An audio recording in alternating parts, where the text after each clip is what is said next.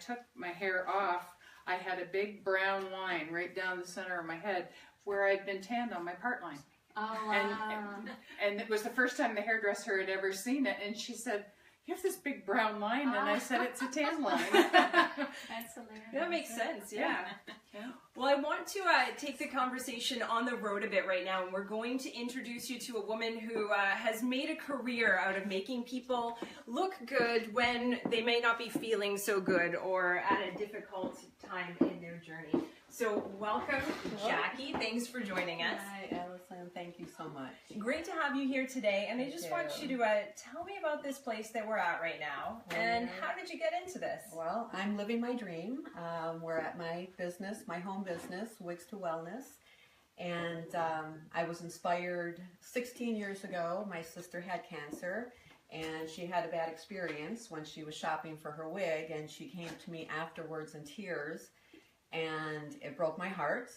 And I always had kind of a fascination with wigs anyway, and I'm a hairstylist by trade. And I thought one day I'm going to transition and work myself into this business. And I found my way when I met my husband Joe, the Canadian, because I'm American. Maybe if you can couldn't tell by my voice. And anyway, so yeah, when I married Joe and moved here, my dream and it is became a fabulous reality. Place. It's really Thank warm. you. You've done a lot.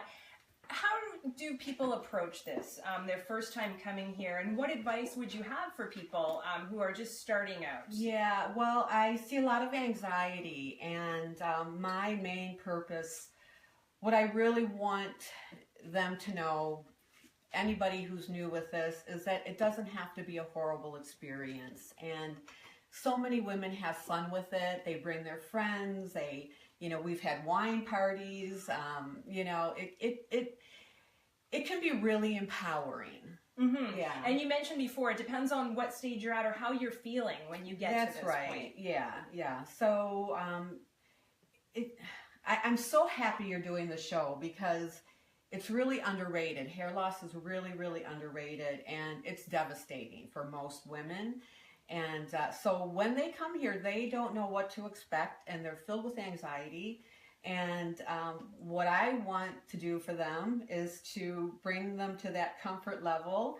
And when I sit them in my chair and I start trying things on, I just see just a sigh of relief from them. So as soon as the hair goes on, they look and they realize at that moment, like, you know what, this is going to be okay. In fact, I look really hot.